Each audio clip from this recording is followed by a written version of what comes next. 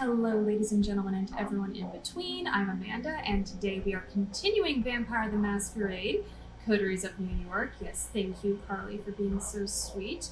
But yeah, we have just ended our first night as a vampire. I believe Sophie said that she was going to take us hunting, just to bring her up to speed. So here we go.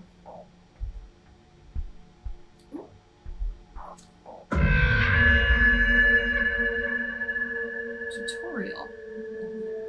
Hunger is at the heart of a vampire's existence. To ignore it is to tempt the beast to take over in its desire to feed. To overindulge in feeding may threaten the masquerade while staining what humanity you have left. Okay, so it sounds like we're got a little balance system here for us to go through, or a morality system, if anything else. In Coteries of New York, having high hunger is indicated by a progressively thicker blood frame around the screen, like the one you see now. Okay.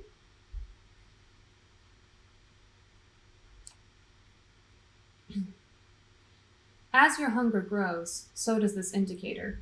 Your hunger may increase when you call upon your vampiric powers or when you need to mend your wounds after a fight. Ooh. See, Julia didn't have this in Shadows of New York.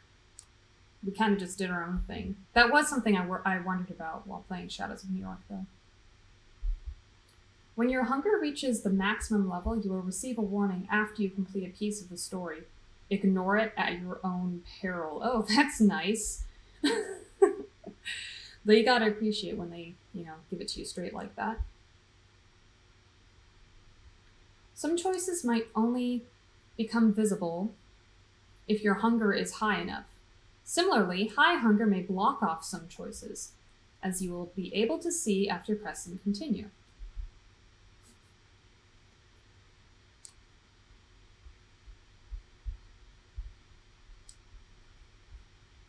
Okay. I think it's the game's way of saying this is your fault. It's your fault for not taking care of yourself. To decrease your hunger, you will need to feed. Whenever you see a feeding opportunity, you can take the risk to hunt and slake your hunger. Oh, I love that it still shows the blocked off opportunity after all this. You will need to keep the hunger at bay if you are to uphold the masquerade and survive the nights that await you. I wonder, they said that we could go for a few days without feeding, so I guess it's just saying don't feed too much, but also don't starve yourself. You open your eyes. The bed isn't warm.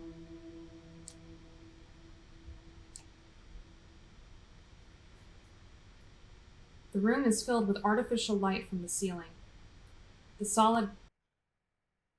I guess the D was blocked off a little bit. The solid metal door is closed.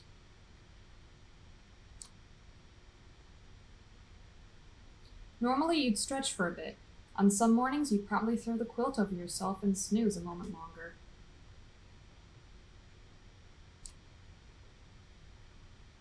But that was before. The way you woke up now, you are fully conscious. No grogginess, nothing weighing you down, just the nagging need in the back of your head.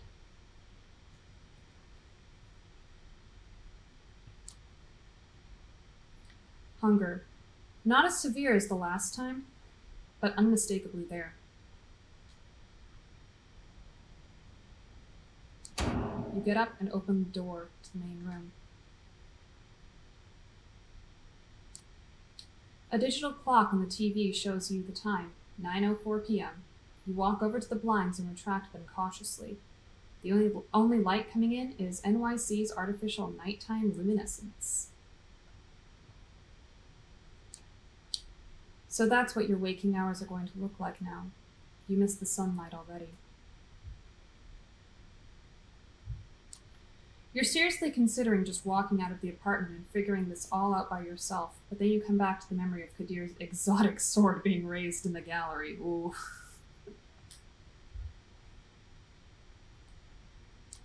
Maybe sticking around isn't that bad of an idea after all. You keep jumping channels for around half an hour and then switch to streaming services. I wonder if they can't legally say Prime or Netflix or whatever. Almost as if the universe had a sense of irony, you catch True Blood in the flood of recommendations. I wonder if Sophie had rented this to someone else, like an Airbnb. The doorbell rings. Amanda loves some Kadir. Yes, I do. Yes, I do. Don't judge me for it. It's Sophie. Good evening, Amanda. Slept well?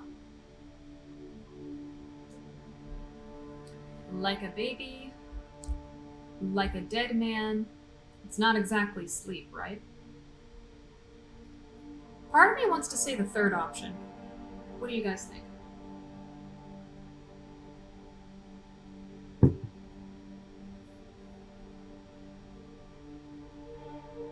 I totally thought that was your dryer. No.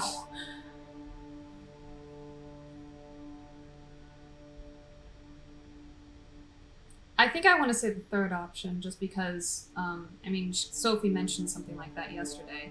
You know, it feels more like you're dead or plummeting. Option 3? Okay.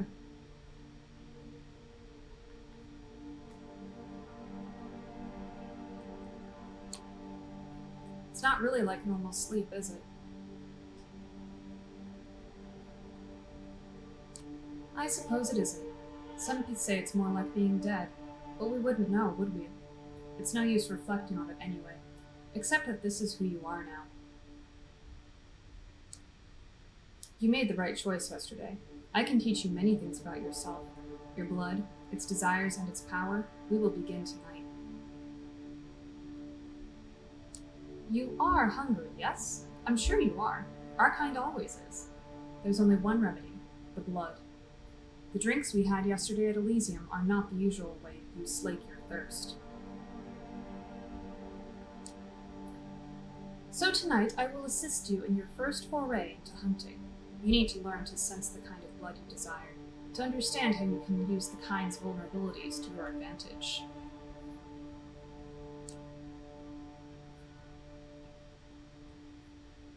Alright, what do you guys think? I'm ready to learn? No more freebies, predator and prey, huh? Grim. I'm thinking just personally, I'm thinking I'm ready to learn, just because, I don't know, I feel like the quicker we accept this, the better.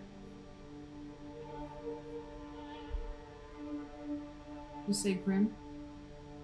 Well, I guess in a way that's maintaining your humanity somewhat, isn't it?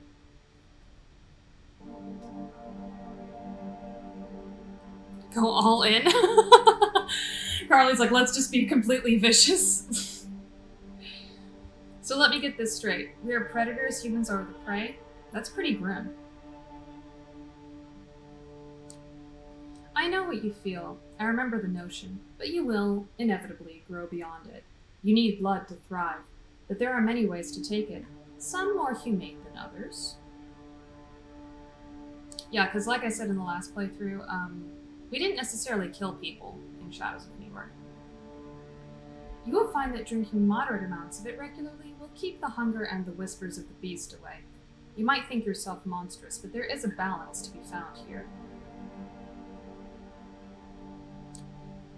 The kiss gives the kind pleasure. You might remember this from your own embrace. Some can even become addicted to the sensation, but if you do it right, they tend to misremember your feeding. After all, vampires do not exist. They are myths, fairy tales, and pop culture mainstays, correct? She gives you a sly, knowing smile.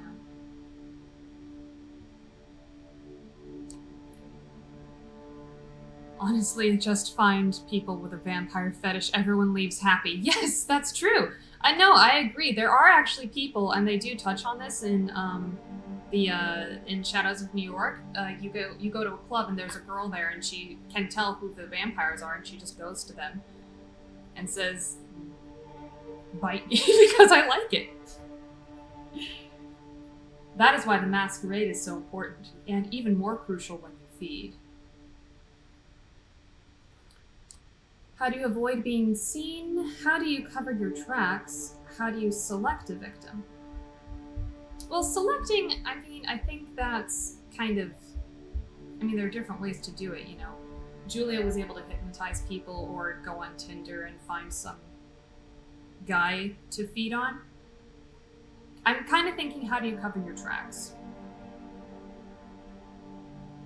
This game exposes so many weird kinks. Hey, don't kink shame. We are an open-minded channel here. At least, I'm an open-minded member of this channel. I think just because we have to uphold the masquerade, part of me is like, how do you cover your tracks is the better question. Because if we have to strike that balance between feeding and being seen, that's what I'm gonna ask for. But no more kink shaming, Emily. And that's why Tinder is so scary. Yeah, it is. Biting people leaves marks, right? And the victims remember your face. You shouldn't concern yourself with leaving marks. These are easy to conceal. You just need to bite carefully, then lick the punctures closed. That's all there is to it. Wouldn't there be scabbing, though?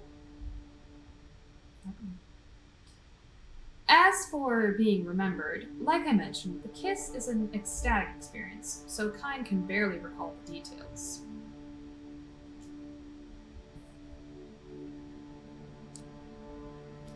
And even when they do, this city is enormous.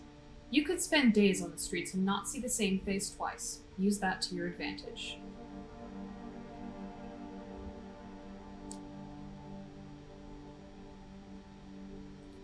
Feeding from the same area repeatedly can be dangerous, but by branching out you risk the ire of other kindred on whose domains you trespass. Lucky for you, NYC is more forgiving in this regard. Are kind humans? Yes, kine is the word they use for humans. Kindred is what they call vampires, and kine are humans.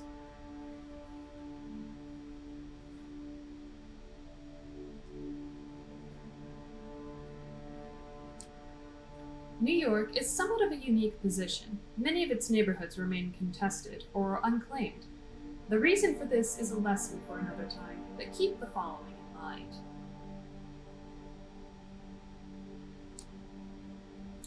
Take opportunities to feed when they present themselves these upcoming nights. As long as you hunt cautiously and respect the masquerade at all times, you should be fine. To wit, I want you to join me for a trip tonight. Come downstairs. Gregory is waiting for us.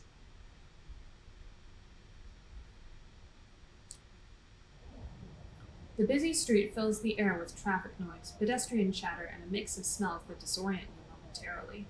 These warm bodies contain what you want, what you need. I was gonna say, New York smells of Delaware kind of way to me, but that was just it. You catch yourself. Did you really just think of these people as mere sources of blood? It takes a nudge from Sophie to break your train of thought. The driver opens the door for her, then tips his hat to you, gesturing to the back of the car.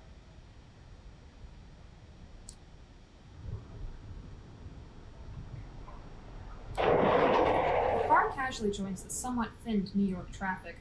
It's still busy in a way only one of the biggest cities in the world can be, but compared to the daytime commute, it's a pleasant drive. You barely have the time to gather your thoughts and formulate new questions before the car comes to a stop. You're among the tall skyscrapers that make up Manhattan's iconic skyline. Come, Amanda, park the car, Gregory, will you?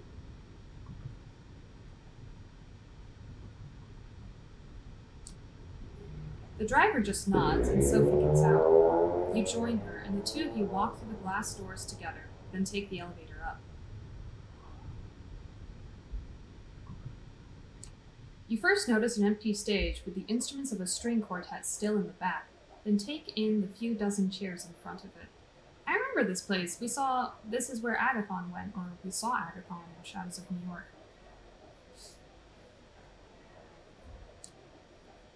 The concert seeming concluded, the patrons, all smartly dressed and posh, were spread out all over the hall. I didn't think they'd use the word posh in New York, but I guess that depends. Sophie strides confidently inside, produces an invitation from her purse that she flashes in front of a security guard. You follow close, and are let through without issue. Let's start easy. A social setting like this one would usually prove quite challenging to an inexperienced kindred, but consider this evening a small gift from your patron. I am hoping to procure for you a willing vessel. Just remember what I told you about taking small sips. This one I have a soft spot for. Don't damage her. Oh, so Sophie probably already has people that she just regularly feeds on them. Now let's see here. There he is. She notices somebody in the crowd, flashes a heart-melting smile, and suddenly even you feel drawn to her. You haven't thought about it before, but it's laid clear before you in this moment. Sophie is beautiful. Just looking at her is a privilege. Just being with her makes you feel elated. Everybody in the crowd, but especially the man who's almost tripping over himself to reach her, clearly agrees. Wow, that's some emotional descriptions of her. Edgar, I'm so happy to see you. How's your daughter? Is she with you? Oh, there she is. Julie, my girl, come over, please. There is somebody I'd like you to meet. Are we gonna feed on the child? Oh my gosh, she's gonna have us feed on the child. She said her, not him. The young woman who walks across the hall can't be more than 19 years old. It's clear from her mismatched earrings and the partially faded purple hair dye that she doesn't fit this crowd. Okay, so she's not like a child. She's still a teenager, but still. Something about this feels, non-consensual. Julie, this is Amanda. I think the two of you should get acquainted while I talk business with your dad. Awfully boring stuff, I assure you. I'm positive you'll like each other.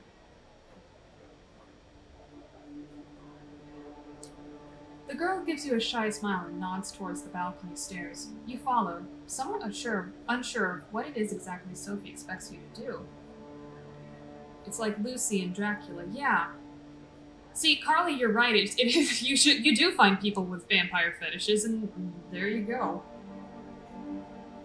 You reach a secluded space from which the entire lobby is visible. All eyes are on Sophie. They listen intently, then laugh when she does. Julie saves you the trouble of figuring out the next step. Oh, wait, was she that? I'm not even gonna try remembering if she was that minor character I met one time in Consent. No, it is true. I mean, I don't know. It just feels invasive. If you're with Sophie, then I guess you're, that you know. She puts her wrist to her lips and gives herself a theatrical nip, then looks to you embarrassed, but also hopeful. Is Julie into this? It looks like it.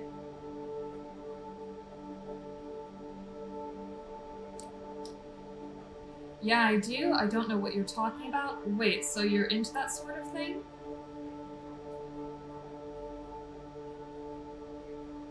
Part of me wants to say I don't know what you're talking about, but the other part of me wants to say what you're into that sort of thing. Because just being at least a little oblivious feels like it wouldn't be as much of a masquerade breach, but what do you guys think?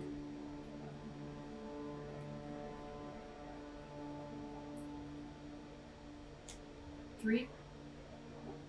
I mean, obviously she knows, because, it looks like Sophie's, but okay, 3. Yeah, I'll take the third option then.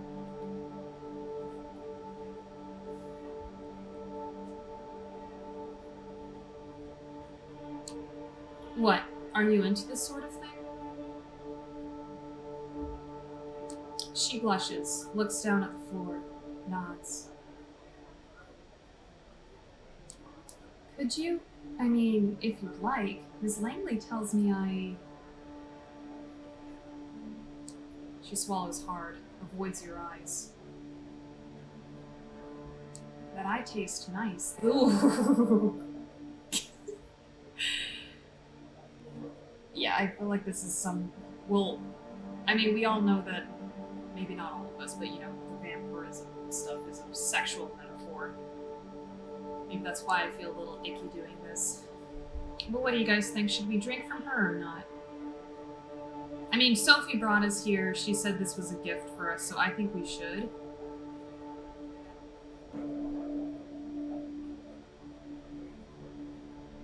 Go for it. What's that face for? I'm just gonna do it.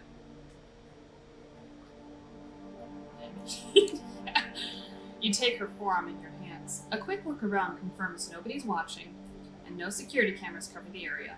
You bite down, gently. Everyone walks away happy. Yeah, that's what that's for. It's surreal. She's just given you her blood of her own volition. How is that possible? What about the masquerade? You need to ask Sophie. You tear away from her. A brief convulsion shakes you. Her smell. It's her smell. It's not right. Ooh, what an insult. I feel like that we just slapped this girl in the face. The temporary feeling of bliss the girl felt when you bit her is gone in an instant. She's disappointed, annoyed even. She looks at you, unsure of what's the matter. Come back, please. Just have some more. Just a little bit more. No. The very thought makes you want to throw up what little of her blood you've tasted. You shake your head. The girl sniffs, starts crying, wipes her face into her jacket sleeves, and walks down the stairs and into the hall. I feel like Andre, in the last week, I feel like she is into men. Amanda the vampire. I think she can only drink from men. The crowd around Sophie disperses slowly. Looking at her now, only some residual awe hangs in the air. Yes, she's pretty, maybe even beautiful, sure, but not your type. I came over you before. Oh, oh, yeah, Sophie. You walk over to her. Please don't vomit on this girl. Well, I don't think we did, so that's good. Edgar, dear, it was splendid talking to you, but we need to get going. Give Julie my best wishes. Come with, Amanda. Gregory is waiting for you out front. It's only in the car that Sophie addresses you. So, how did it go? She was tasty. How did what go? You people are sick. I tried, but I kind of think the very last one, because the point of us learning from Sophie right now is to learn how to track which kind of people that we can feed from and how to uphold the masquerade too. So I kind of think the very last one. I mean, there's no point playing dumb. And there's no point lying because that doesn't help us at all. And it would just breach the masquerade. Last one. Yeah, she has to help us learn. Otherwise, we're all fucked over. Pretty much. Otherwise, we'll get that exotic sword on our heads. Okay. I tried, but I couldn't do it. I couldn't stand the smell or the taste. Curious, I consider Julie's blood to have one of the most exquisite and unique bouquets in the city. And trust me, I have refined taste. She almost sounds like she's offended. Oh well, at first you don't succeed. Perhaps we need a change of pace. Time for the next stop. Training wheels off. This time, Gregory. Flushing Meadows, please. I've never heard of Flushing Meadows. The driver takes the car over the Williamsburg Bridge. You settle your thoughts. What did you do to the people back there? What's this about training wheels? Why Flushing Meadows? I feel like if we ask the first one, then we'll get more insight into Sophie's powers. I mean, it's very clear that, you know, she is able to psychologically influence these people. And to me, it's kind of obvious what training wheels are. You know, we just learned how to stop when needs must with feeding. So, I'm gonna pick number 1.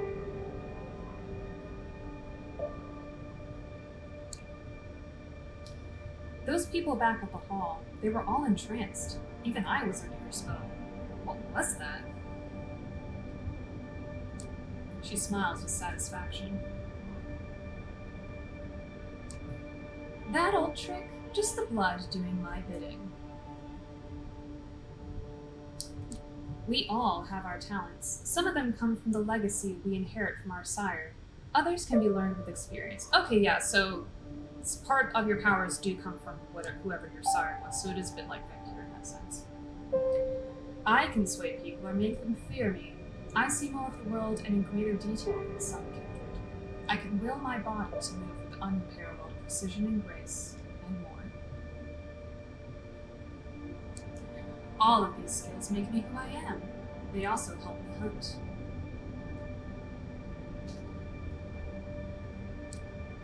What are my powers?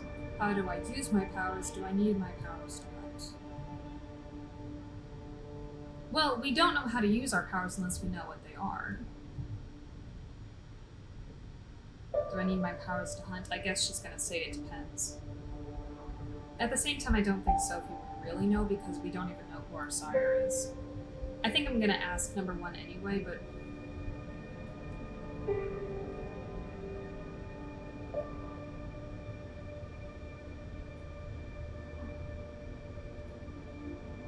You say 2? Yeah, because I guess that's another way we can learn what our powers are, is if we know how to use them.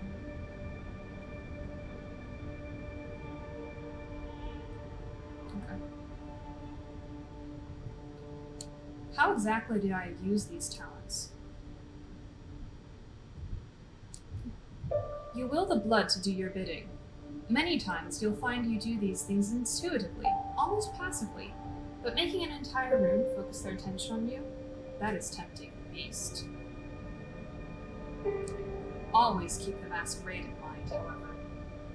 I'm curious about all those questions. Yeah, I know, right? Because, you know, we're just so new into this, we kind of want to know everything right now. Always keep the masquerade in mind, however. It is all fine if you can disappear in plain sight or command animals with your mind. But save those overt talents for the right place and time. It only takes you half an hour to reach the park at this time of night. Oh, this one's park. Both you and Sophie leave the car, with Gregory left behind again to find a parking spot and keep an eye on the car.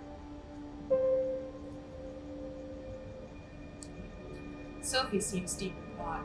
She takes in the surroundings with a dreamy gaze. The sky is surprisingly clear tonight. The stars just barely visible in the light-polluted aura of the city.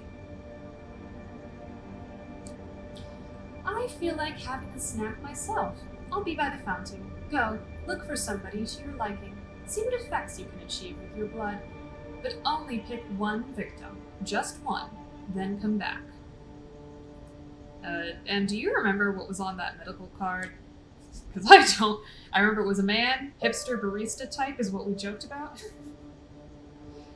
Seeing how she seems not altogether here right now, you decide to leave Sophie to her own devices and seek out her prey. From here, it looks like you have a few choices. Just taking a stroll around the park and finding an isolated jogger or someone like that can work, but focusing on one area might work better. The New York State Pavilion might work as a secluded spot. There's a skate park nearby, and worst case scenario, there's bound to be some unfortunate rhino around. Or maybe the tennis court's nearby. There's light coming from there, so somebody might still be playing a late night match. They won't be alone. They might be tired and let their guard down. Oh yeah, moody Starbucks barista poet.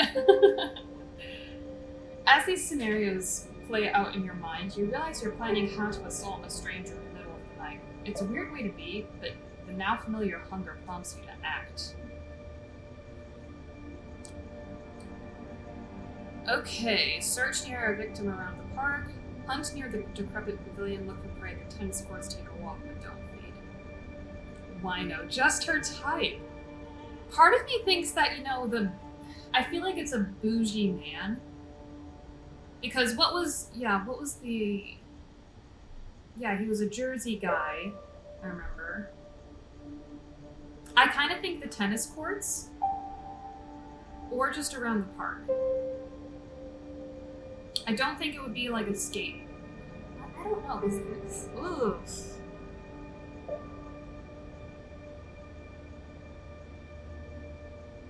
Well, if it's a moody, the park?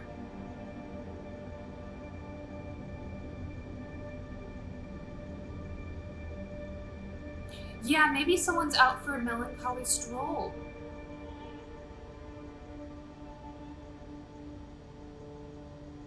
And you know, if it's the middle of the night and it's a jogger, then it's probably going to be a man, because you know women don't necessarily feel safe doing that. Maybe. Yeah, I think I'm gonna look for someone around the park.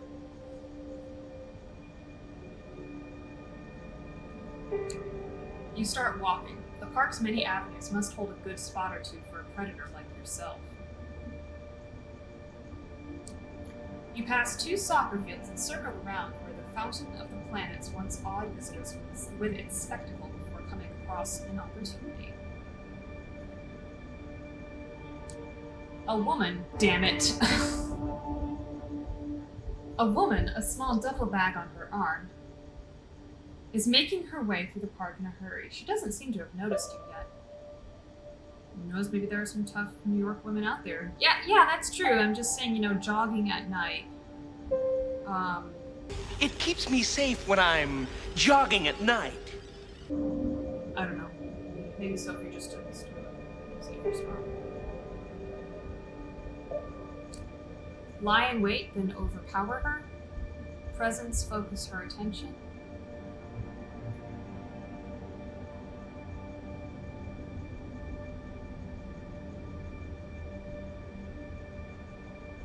Do you want to try focusing her attention just to see if that's a power that we have? Because I don't know if physical force is one of our strong suits at this point. Especially since we haven't done this before. Focus her attention. 2. Okay.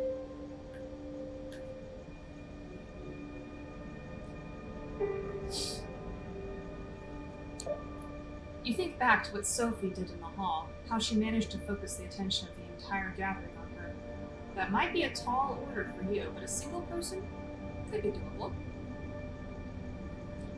For a moment, you're thinking how an old guy in a hood should appear over your shoulder saying, "Use the force, Amanda. It feels ridiculous." Not to me, it sounds amazing.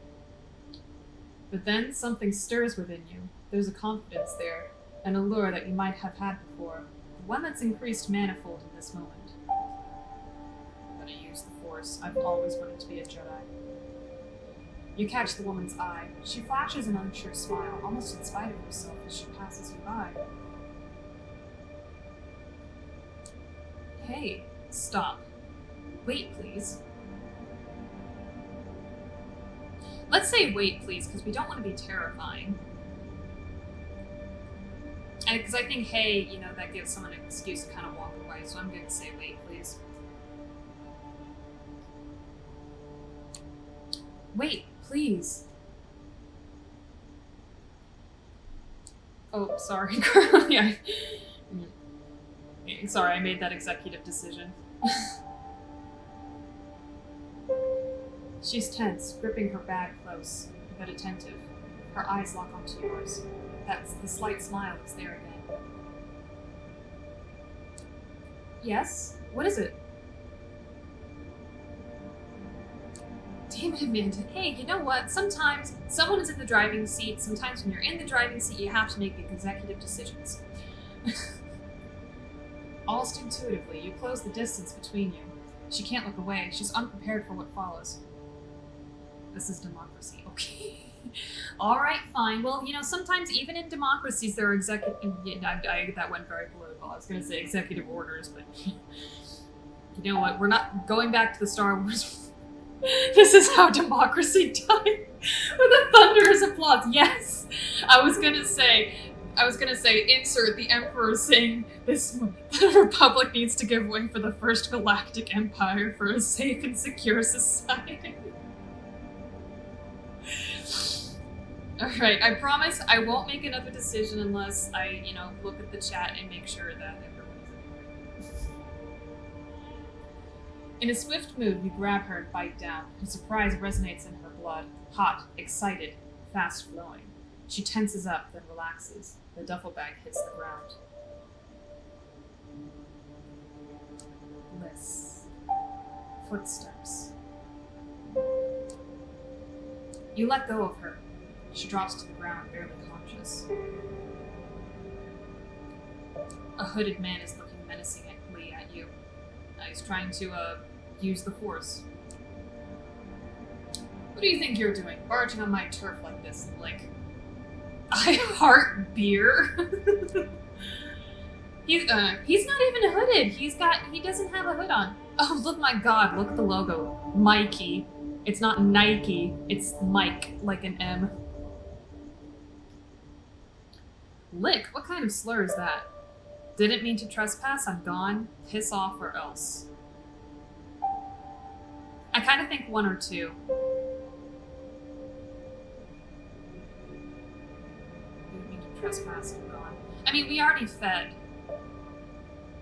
So we already have what we need. We just, you know, this is all just learning at this point.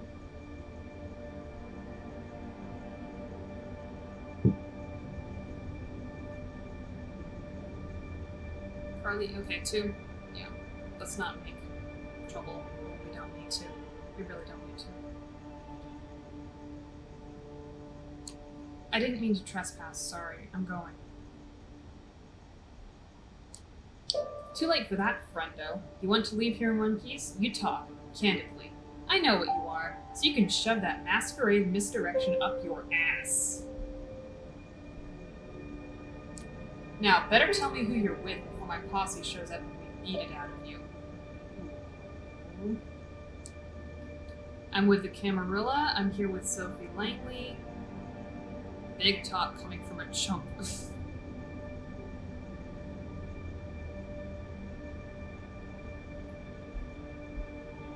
I think we should say we're with Sophie because she's the one with us right now. What is a lick? I haven't heard that. My guess is that is some kind of slur. Oh wait, we have a dictionary. I can look that up right now. Okay, lick. A derogatory term used to address young, inexperienced vampires. There you go. I feel like Sophie is intimidating. Yeah, she's a bit older than us, so she's got, something else. And I don't think he really cares about the camera relay because he was talking about Masquerade and shit, so yeah.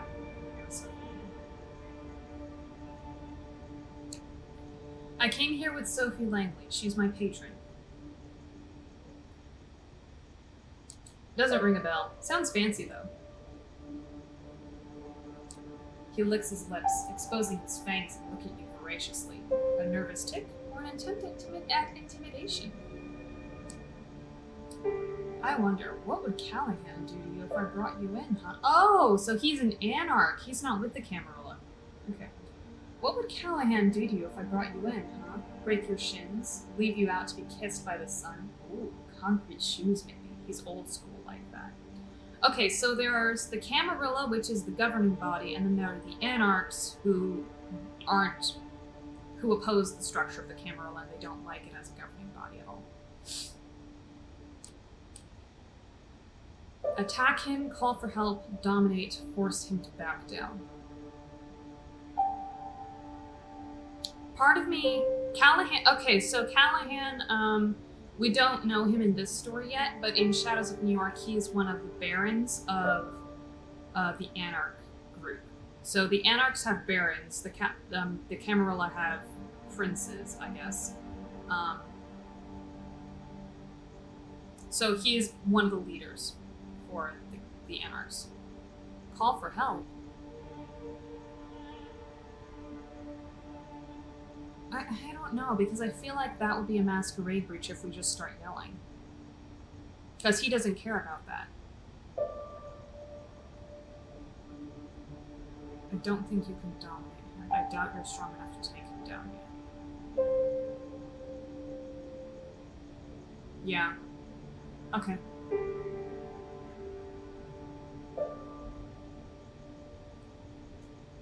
Help! Anyone!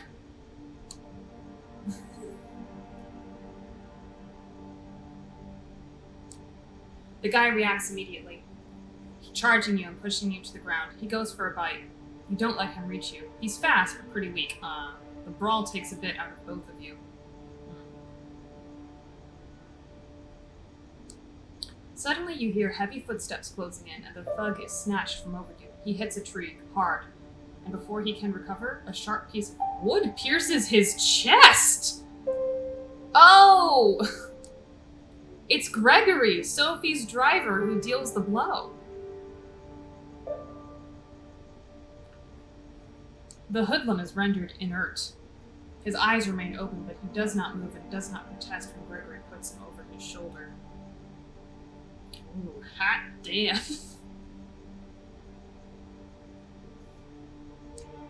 Also, didn't we say Gregory was middle-aged? He doesn't really look middle-aged in this one, in this picture, but oh well. Ms. Langley is waiting for us. Come before your snack wakes up.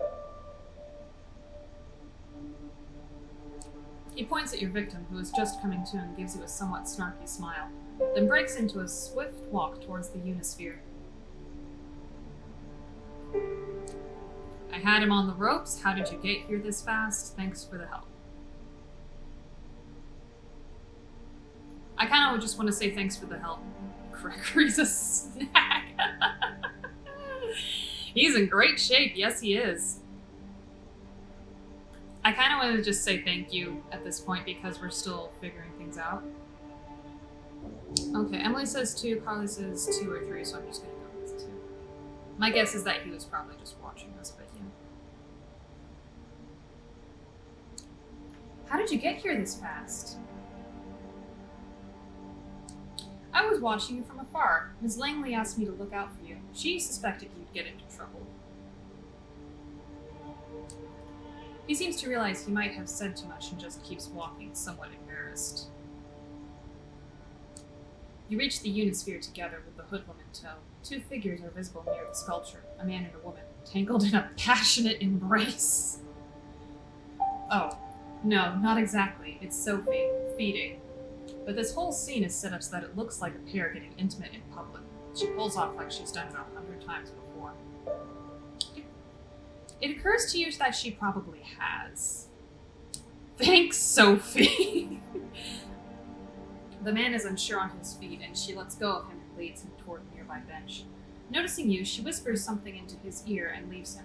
She nods to Gregory as you approach, setting us up to get attacked. I don't know if that was her intention, but maybe... Well, I don't know. And what do we have here? Did this kindred give you trouble, Amanda? Yeah, but Gregory helped. Why did you send Gregory to babysit me? He mentioned Callahan. Ring any bells? I mean, it's obvious that to me it's obvious that she sent Gregory to babysit because this is her first night hunting. So I'm kind of thinking let's ask about Callahan, and hopefully that'll maybe make things a bit more clear with more clear than what I said earlier about Anarchs versus the Camarilla.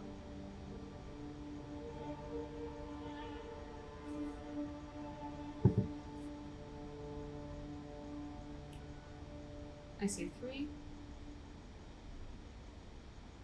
Thumbs up. Alright. He said something about presenting me to somebody named Callahan. Ever heard of him?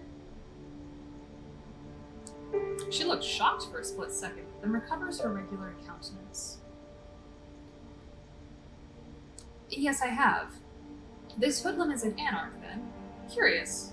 Corona Park has not been claimed by any kindred last time I checked. Okay, so she wasn't setting us up for failure.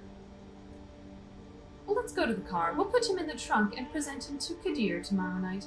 I'm sure he'll be delighted to make this unbound's acquaintance. Gregory carries the staked vampire and dumps him in the car's trunk like a mannequin. It's a strange sight, and you're quite happy you're not in that poor fucker's shoes right now. It's almost surprising that you can get away with just casually throwing a stiff into your car and driving away, but then you remember that Sophie has been doing this far longer than you have. Still, the nagging thought that anything you did tonight could have been recorded on a CCTV camera or picked up by a rando with a half-decent smartphone and streamed online fills you with dread. Hoodlum gets the ornate sword. Yes, he does. Hunting and using your abilities is a dangerous business. It's clear that this whole being a vampire thing has about as many caveats as its perks. You're taken out of your headspace by Sophie's voice. I will pick you up tomorrow night. Same as tonight. I have some business to attend to at Elysium, and I expect you to accompany me. I just remembered something. We didn't vomit after drinking that woman. God damn it, this makes it harder. Plus, our friend in the back needs to be properly introduced to Kadir and the Prince.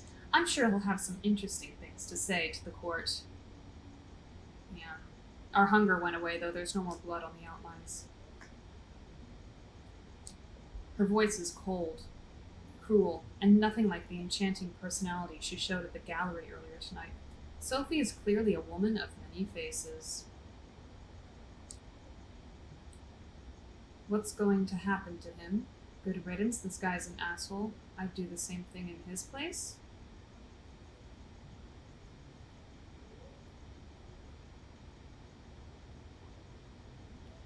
I mean, personally speaking, I wouldn't do the same thing in the hoodlum's place because, you know, I maybe that's just me not wanting to pick fights. But I don't just want to say good riddance, the guy's an asshole. One and one. Yeah, I agree. What's going to happen to him? The usual, I imagine. Interrogation by Kadir, probably in the basement of the gallery. Wonder what's in the basement. What do you guys think is in the basement? A quick trial, with the prince in attendance if she's there tomorrow night. A swift execution as the verdict.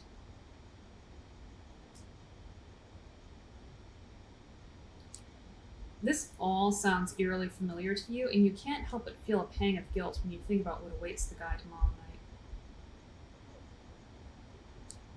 You haven't told me how your hunting went. Getting the hang of it, I would hope. BDSM dungeon garlic.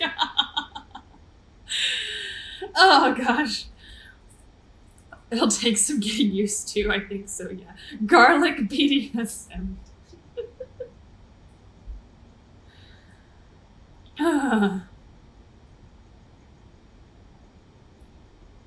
Doesn't everyone have one of those? I think we all wish we did. I think we wish we did. Alright, I think I am getting used to hunting, because we're pretty successful, I would say.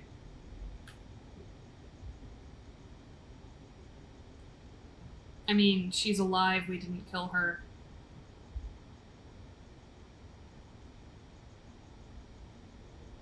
Two. Yeah.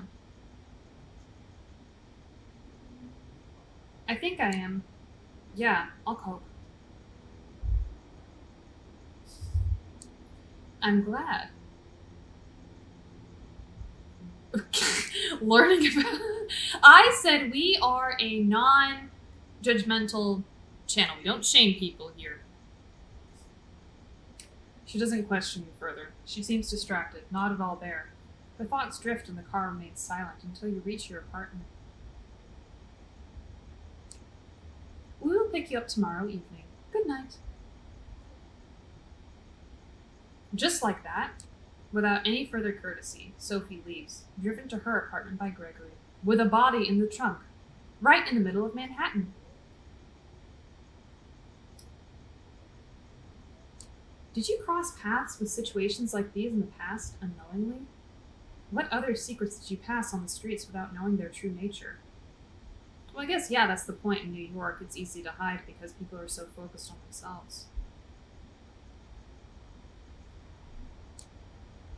Your haven is just as you left it hours ago. Although the sun won't come up for some time, you feel tired. You learned something about yourself today, and it'll take time to process. You're not in the mood for television, and the few books on the shelves in the apartment are either in languages you don't speak or sound like a boring read. Nothing left to do but rest.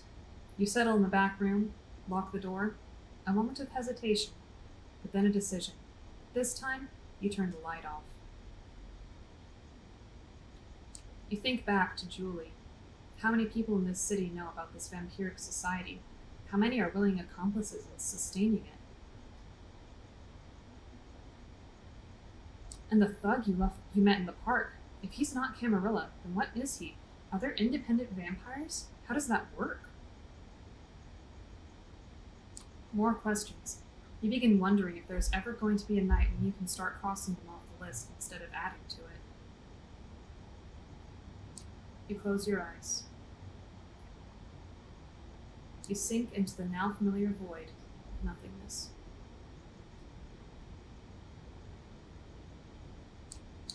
It greets you with open arms, like an old friend. Right, night 2. Done. Let's rest and see what the next day, or should I say, next evening, has in store. You open your eyes. It's pitch dark here. The blackness of a coffin drifting into the abyss, if I can speak. Oh right, the light. You grasp for the switch, flip it. The familiar cramped room with a steel door and no windows comes into view. You emerge from the bedroom fully awake, just like yesterday. I have a question. Is she still wearing the same clothes? What am I wearing? Did Sophie give her a whole new wardrobe?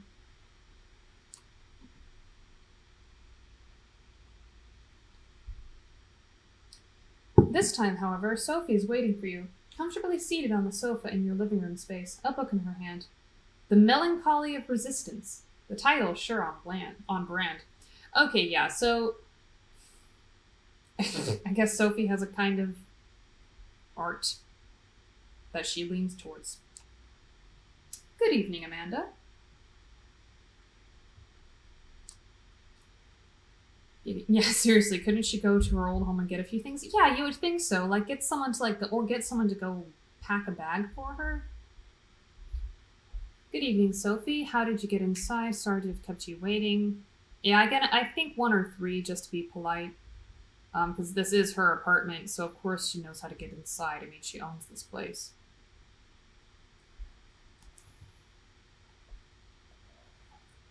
One? It's her apartment, yeah.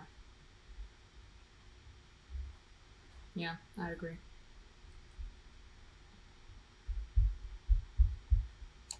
Good evening, Sophie.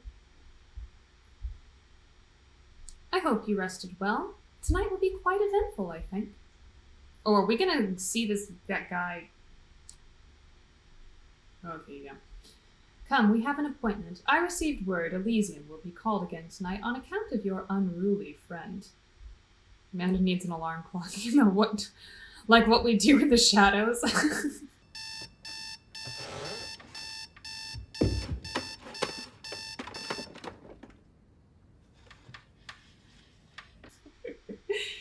Yeah, where the alarm goes off and then they slowly peek open the blinds to make sure that the sun is down.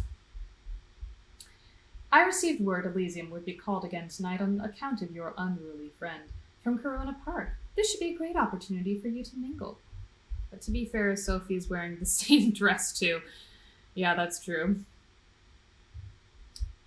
Well, I mean, the sprite is a bit different too. It's a bit difficult. Details who needs them, I guess. She keeps talking as you walk downstairs and get in the car. Gregory gives you a slight nod and a small smile while opening the door for Sophie. He starts the car while you take your seat in the back. Most of the Primogen Council is bound to be there, at least those who usually attend. Probably some other important personalities you'd do well to at least learn about. So Primogens, those are the clan leaders for the specific city. So if Sophie were the leader of the Toreador clan, she'd be the Primogen of the Toreadors. We love a good old-fashioned execution as a social event. Ugh. Who should I talk to? How should I carry myself when inside? More politics, great. I feel like the second or the first one. But I'm leaning towards this. I don't know, because I feel like, again, I'm Clan Ventru, which are, the people that care about rank and social status and how you present yourself.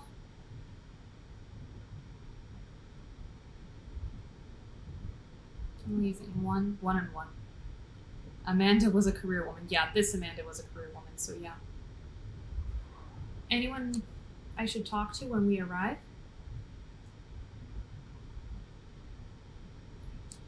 Not especially. My advice would be to try to talk to the prince, and perhaps reassure her of your gratefulness for being spared.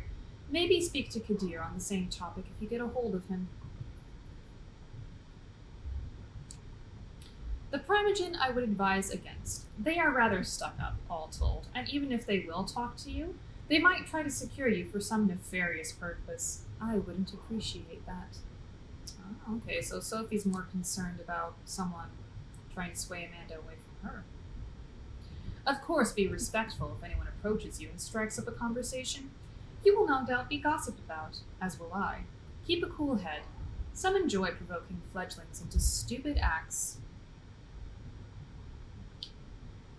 At any rate, you should behave yourself tonight. Remember what I told you about reflecting on me as your patron.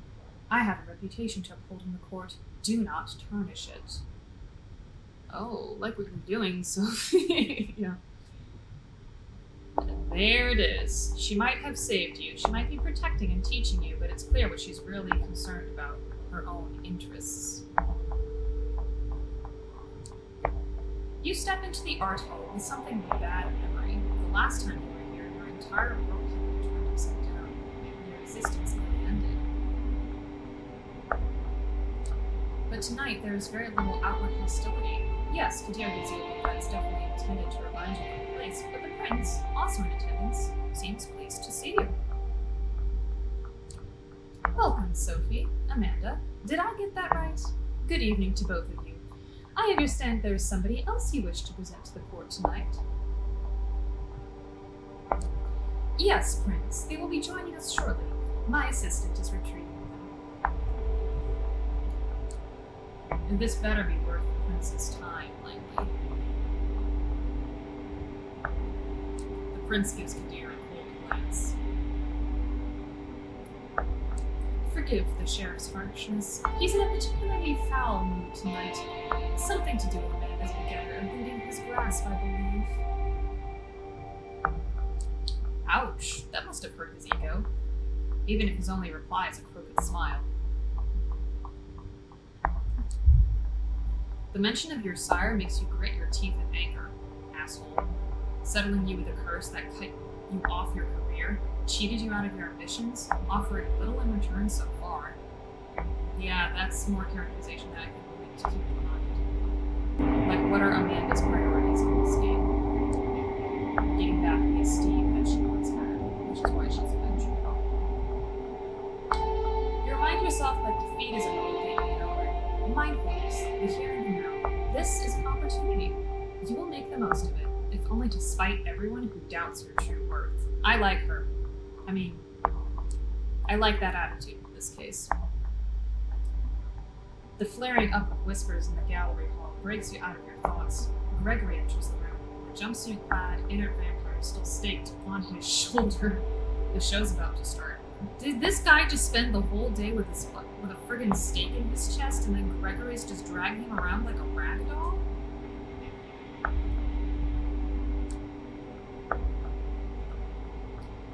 Sophie's driver places his charge in the middle of the room and nods respectfully to Kadir. The sheriff approaches the vampire and removes the stake from his chest.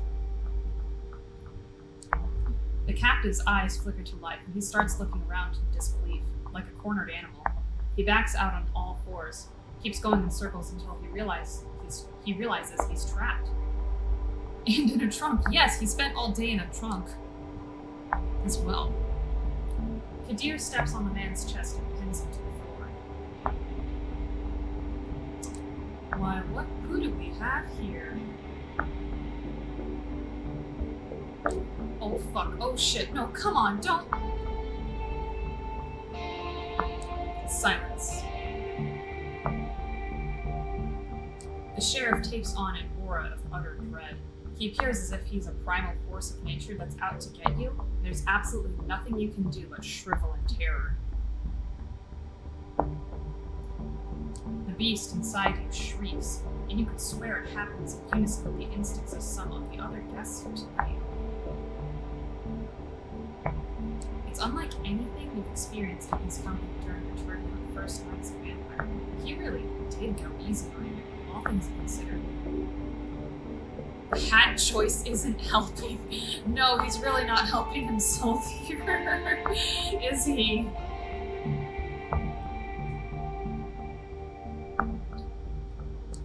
It seems like it takes all the hoodlum's willpower to not crawl into a fetal position and start crying. Oh. I mean, yeah, he's a bit of a dick. No, please, don't hurt me, man. Don't. What's the beast? The beast, it's the primal side of being a vampire. It's what makes you less. It's, like, I guess there's the balance between your humanity and the beast. So the beast is what you feed when you're keeping at bay when you drink blood. It's that you don't degrade into a primal state, I guess is the best way to put it. Wait, why am I explaining this? We have a dictionary.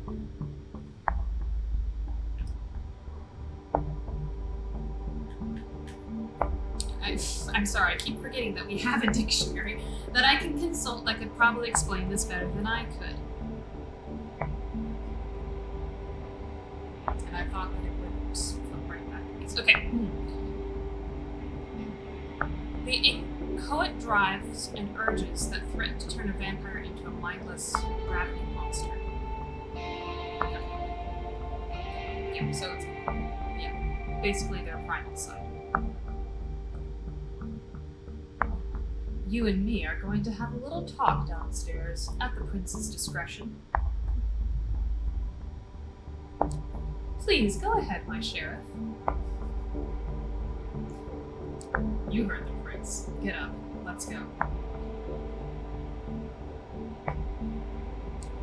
He doesn't wait for confirmation. He just grabs the man and drags him, kicking and screaming out of the room. The conversation suddenly mounted. Some whispered, some quite overt. Sophie looks somewhat bored of the whole affair, her eyes wandering from art piece to art piece, really finding nothing to her particular liking. Torture in an art gallery? Will Kadir manage on his own? What happens now? I feel like saying what happens now. Because, you know, again, I feel like presentation is something that's important to a man with a character. And I feel like it would be kind of seen as impolite if you imply one. 3 and 1? Okay, so since this is a democracy and I think 3, that is 2 against 3, so I'm picking number 3. That's 2 against 2 votes for 3, so I'm picking 3. Okay, 3. So, what happens now? It'll be at least some minutes before Kadir gets the information he seeks out of this. What, minutes? why not mingle while we wait for him to break? Minutes. Excuse me. Minutes, people. Sophie leaves your side and goes to a corner of the gallery where a group of kindred, some seemingly pretty old-fashioned, gather. A concierge offers you a drink. It's still warm. It smells nice. Just a sip to start you off, a splash over your palate, coating your tongue and the inside of your cheeks. Nourishment. You're left to your own devices. You have a quick look around. The prince is currently talking to a dark-skinned woman that you recall seeing here those few nights ago. She has a cold, venerable countenance to her. The conversation seems to be casual. Oh, I bet that's Samira! So Samira is the woman that I think Kadir likes. Also, that reminds me, I said in the last stream that vampires didn't really have romantic feelings. Okay, so now she's fine. Helen I don't necessarily like, but Samira I do like.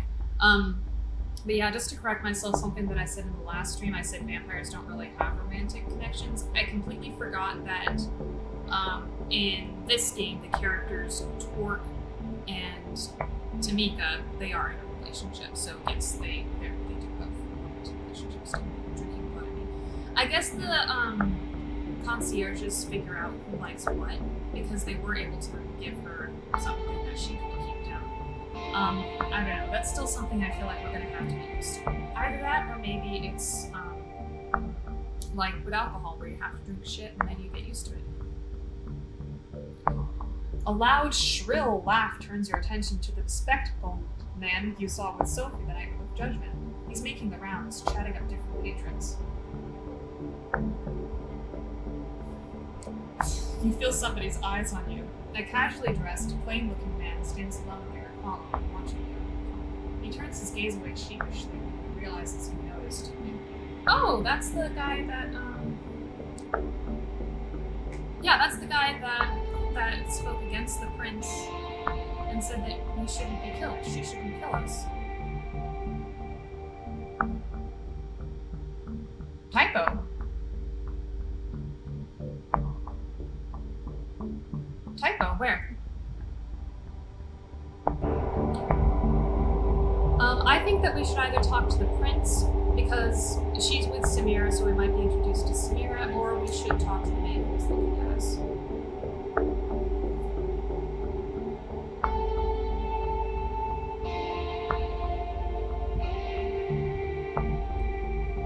Setting judgment. Okay, talk to the casual guy. Carly, you agree?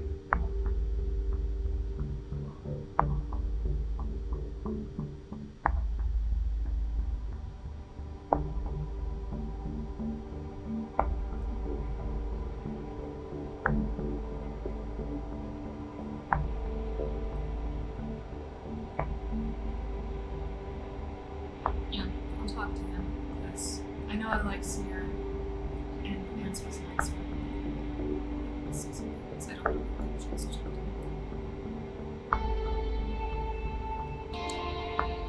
There's something about this guy. It's not that he's staring at you. Most everybody in this room has at one point or another. It's how he does it. He seems shy, maybe even afraid. It's hard to find a secluded spot in the gallery tonight, but this guy has an entire corner of the room all to himself. As you approach, he's standing alone with no glass in it, a worried look on his face. Good evening, mister. Something wrong? So what's so interesting about me? I feel like we should, if we're going to talk to him, let's just say good evening, mister. If he's afraid of us.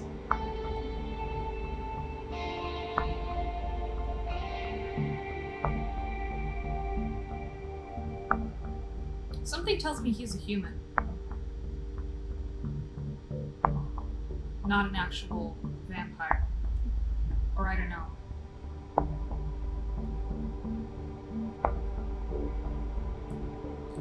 Yeah, just introduce yourself. Yep.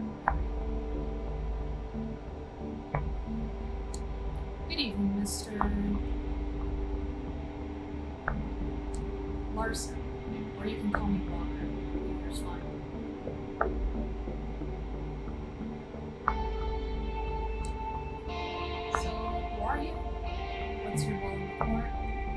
Why are you standing here alone like this? Especially since you have to impress everyone else in the room. Yeah.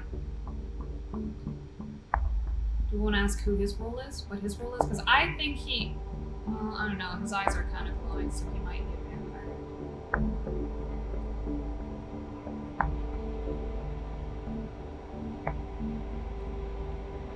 Just ask him what his role is. 3. Why are you standing here alone like this? 1 or 3. Okay. Got 2 votes for 3.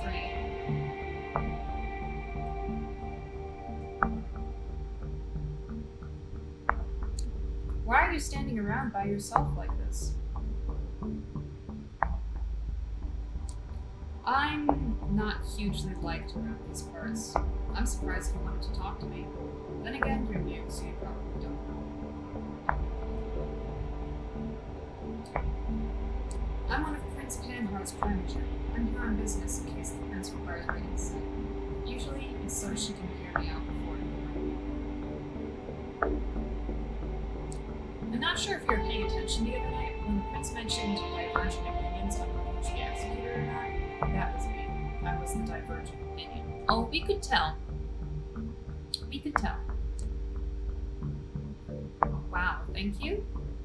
What was your reasoning? And you were ignored? Let's ask what his reasoning was. What his deal is. I feel like that's part of it. I don't know if he's just trying to disagree with her.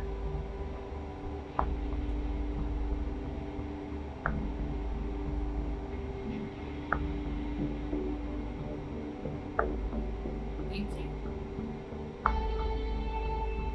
I don't want to say thank you because I feel like there's another reason. There's something else behind it. It may not be the grace of his... Yeah, what was your reasoning? I mean, yeah, of course I'm thankful. Yeah, that's what the reason is. Not that I'm ungrateful, but out of curiosity, what was your reasoning? My reasoning? Just common sense. They shouldn't be blamed for being assaulted and essentially murdered to boot. But as Kier loves to say, the traditions are clear. Listen, I don't want to be rude and I appreciate you reaching out, but word of advice, stay away from me. Many vampires in this sect regard my position as primogen to be some kind of a joke, you know? You talk to me, they'll notice, and they'll hold it against you.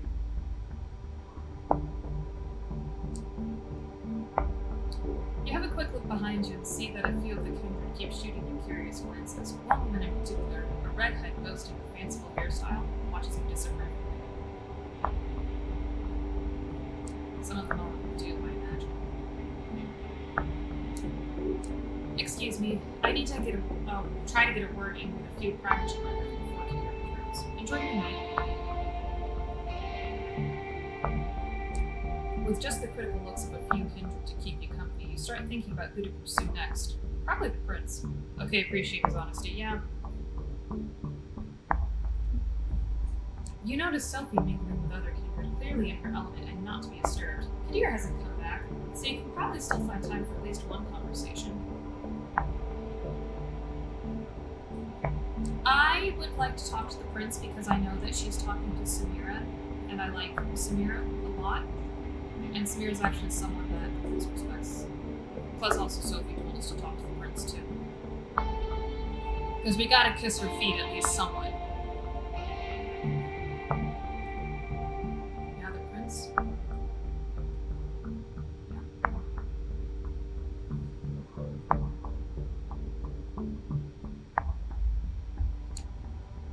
You approach the prince, trying to stay as respectful of her private conversation as possible. She glances at you as you step forward, her scrutinizing gaze mimicked by her companion. So you said talk to the prince too, yeah. She addresses the dark-skinned woman, before turning to you.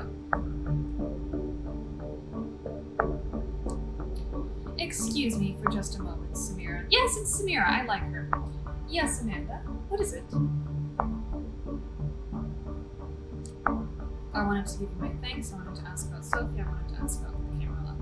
I think we're gonna have to give her, kiss up at least somewhat because she is in charge here, and also that's what Sophie said. So I don't want to. Plus, if Robert makes you look bad to others, you need to still recover. Yeah, I agree. I wish to thank you for sparing me, Prince. I realize it wasn't an easy decision to make, and I wanted to express my sincere appreciation. How thoughtful of you. She takes a long look at you before she continues. I didn't do it from the kindness of my unbeating heart.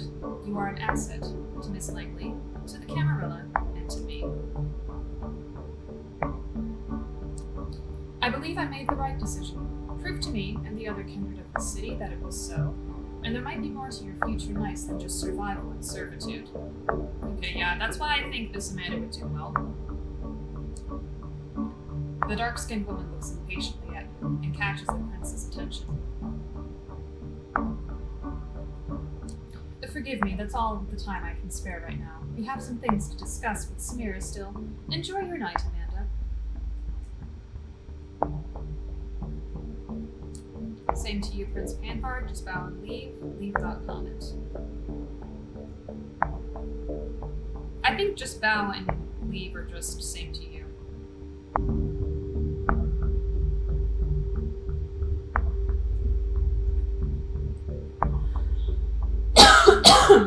One or two and two, yeah.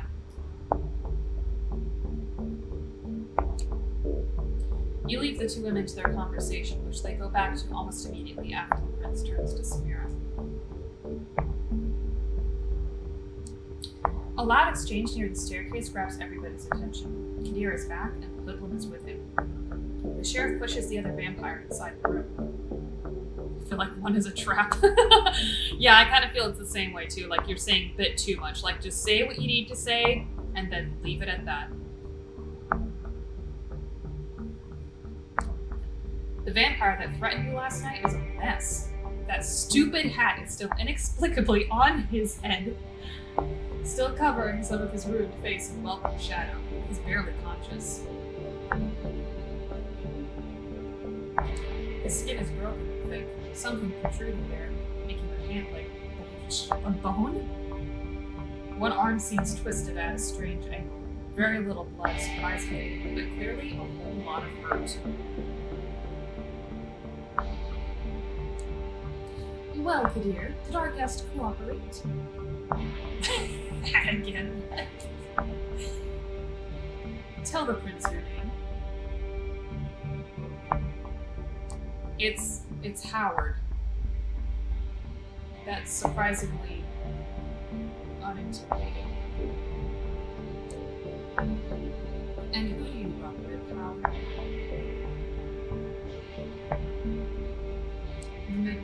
Midnighters. An anarchic coterie, I guess. Active for some time now. Though from what this one told me, the name's about the only legacy the group has kept over the years. Ah, Coteries of New York. Let's figure it out. Let's see what that is. A small group of kindred united by the need for support and sometimes common interests. Okay, so it's basically just people that a network of people that will manage things. Or have the same goal.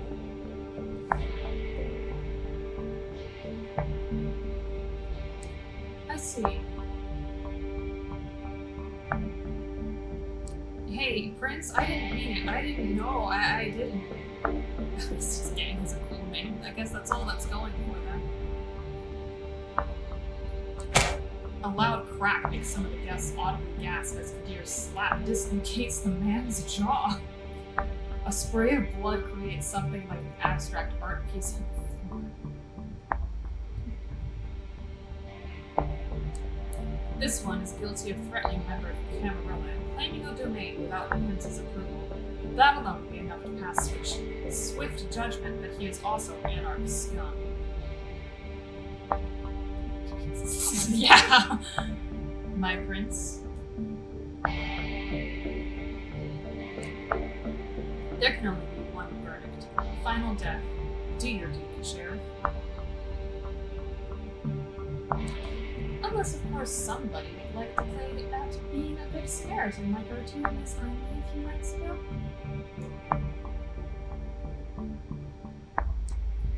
The look that Prince serves you in Sophie's a cruel jest. Sophie takes it gracefully, smiling and slipping her arm under yours in a strange public show of affection.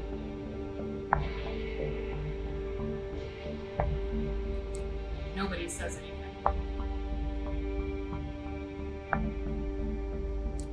The vampire named Howard jumps to his feet and makes for the window.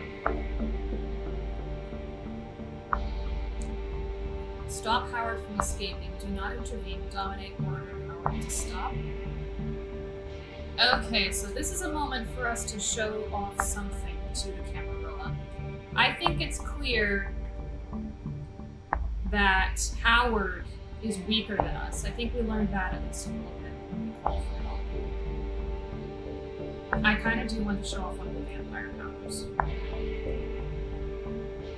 But I don't think running at him would look as impressive as using one of them. You say dominate? 3. Let's do it. Make a mistake of not fighting. Yeah. The moment you catch Howard's eye, order him comes to you almost instinctively. Stop. He stops and looks at you with one eye, the other swollen, closed by Kadir's interrogation.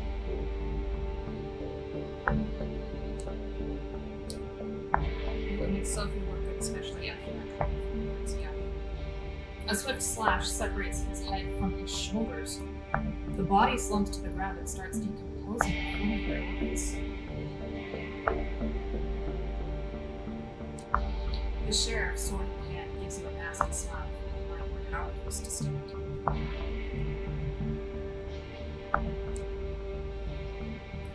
Well, Amanda, your eagerness is laudable, if unnecessary. That Howard fellow couldn't have hoped to escape his fate, not facing Kadir's expertise. Ew, yeah, it was right. However, I have made note of this show of loyalty on both your and your patrons' accounts. Okay, yeah, I like that.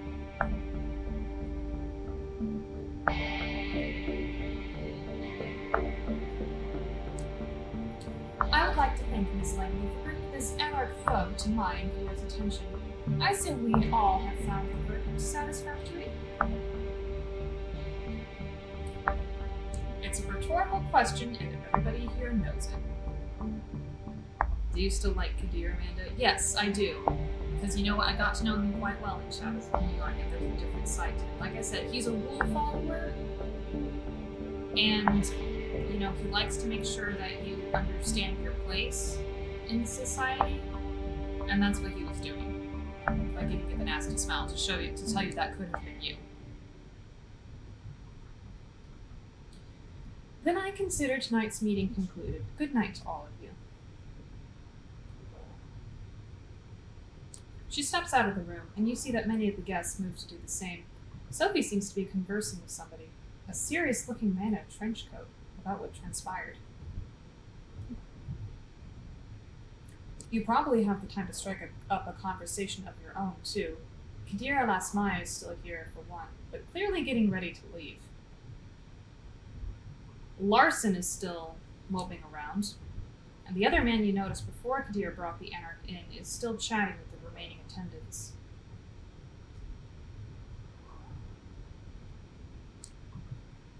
I don't want to talk to Robert Larson again. The sociable man, I know exactly who he is. I can't remember his name, but he's also an asshole, so part of me wants to say talk to Kadir before he leaves. Because again, Sophie said maybe you should talk to the prince and Kadir.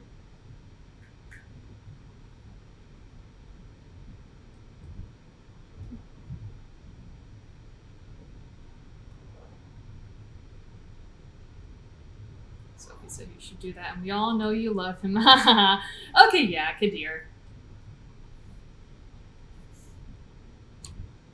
The sheriff's mood seems to have improved, so you decide that you won't get a better shot at saying your piece. He's just sheathing his sword as you approach him.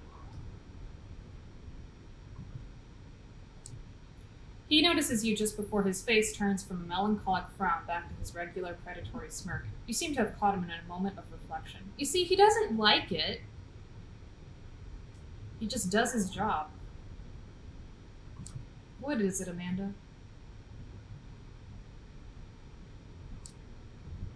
I wanted to thank you for bringing me here. Is everything all right? Impressive work tonight.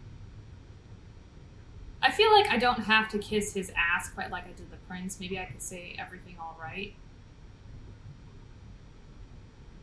Because I feel like if I say I wanted to thank you, then he'll just give the same answer that he gave the prince, that he's just doing his job. That's why I want to say is everything all right. And I don't want to say impressive work because he doesn't enjoy it. And I think we picked up on that with the subtle hints from your own trial and this one too. Two, yeah. Hey, are you okay? Did I catch you at a bad time? The smirk is gone. His lips are tight now, his face a mask of professionalism and restraint. I have no idea what you're talking about. This is a night like any other.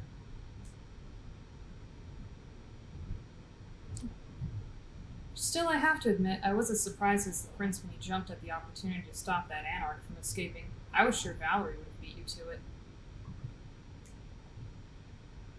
If there's nothing else, I'll be taking my leave.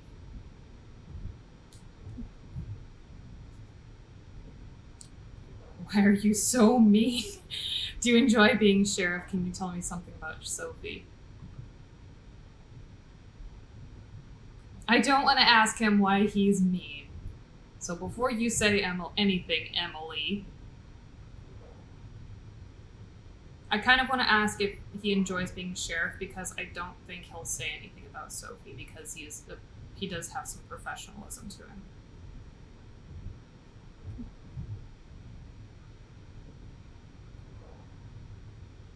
Three? I don't like any of those. I want to ask him if he enjoys being sheriff, because I don't think he'll say anything about Sophie if he's this closed off. Yeah, do you enjoy being sheriff?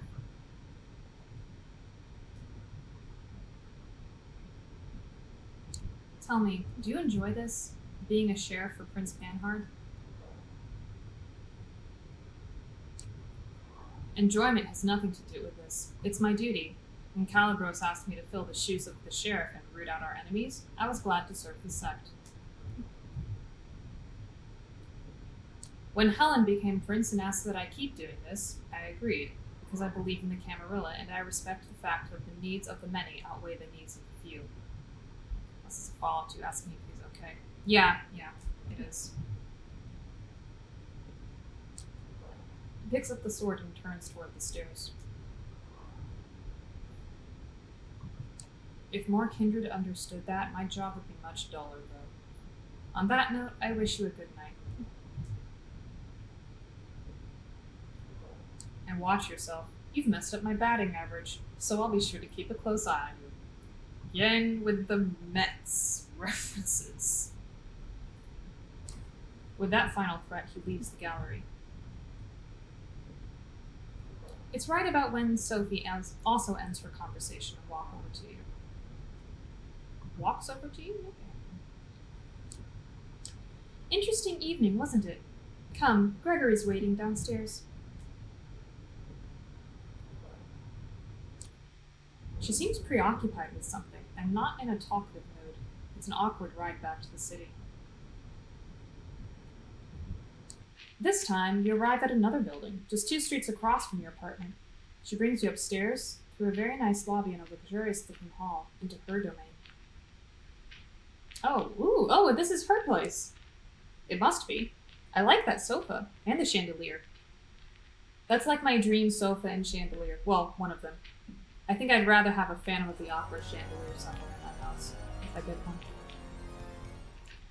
Please, have a seat. I shall be right with you. I feel like vampires are like the Kardashians. Depends on the vampire. Oh shit, I didn't read that. I didn't read that out loud, I'm sorry. They just eat, socialize, and inexplicably have tons of money. Apologies, old habits die hard. Clearly some stick with you even after your death. She drags on her cigarette and breathes out. Breathes. How is she doing that? Can you do that? Oh yes, you might not know. It takes some practice, but you can keep smoking if you'd like. Other things too. Experiment. You might surprise yourself. And it's all gossiping. Yeah, it's like you just socialize a lot, but nobody's really your friend. You just have, you know, images. But I did not bring you here to show off. This is where I rest these nights. That door in the back, the bedroom. Similar to yours. I have servants and bodyguards in addition, of course. I brought you here because I need you to trust me. When I told you before that I needed your best behavior to uphold my good standing with the court, I meant it. But that's not the whole story. Oh, she is scheming something. I have your interests in mind too. That's why I've given you your own haven. Why I'm trying to teach you how to navigate this new reality.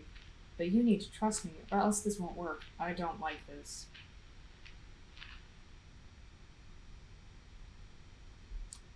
You can come here whenever you feel like asking me something. When you're in trouble too. Though I hope that won't happen often. Of course she is. I feel like this is one of those situations where, you know, they just give you things little by little just to say, like, look at what a good person I am, and then they just are so eager to just take it away. I feel like that it's setting us up for a situation like this.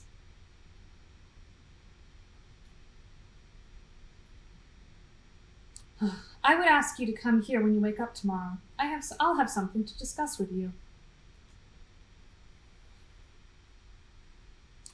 I'll be here. Trust needs to be earned. Why not discuss it right now? Why not discuss it right now?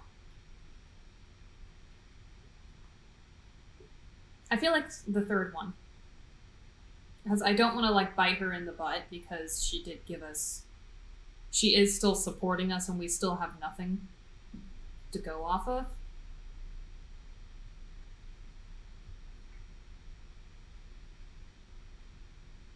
But it's not being blindly, you know, just complicit with whatever she does. 3.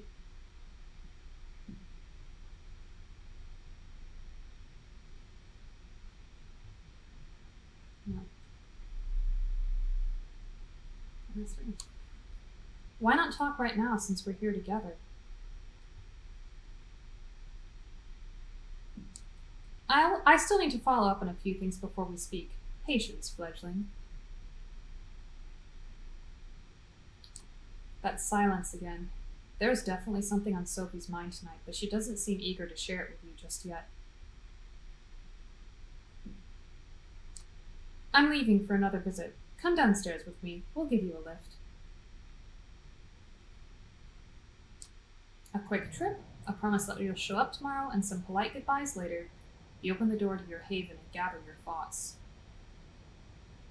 It's exciting in a way, being dragged deeper and deeper into this secret society and its rules. Whatever Sophie has planned for you, it's bound to teach you more about this thing you've become. Yeah, because Amanda's ambitious. I do think that she would really do well in the structure of the Camarilla, so long as she learns the ropes.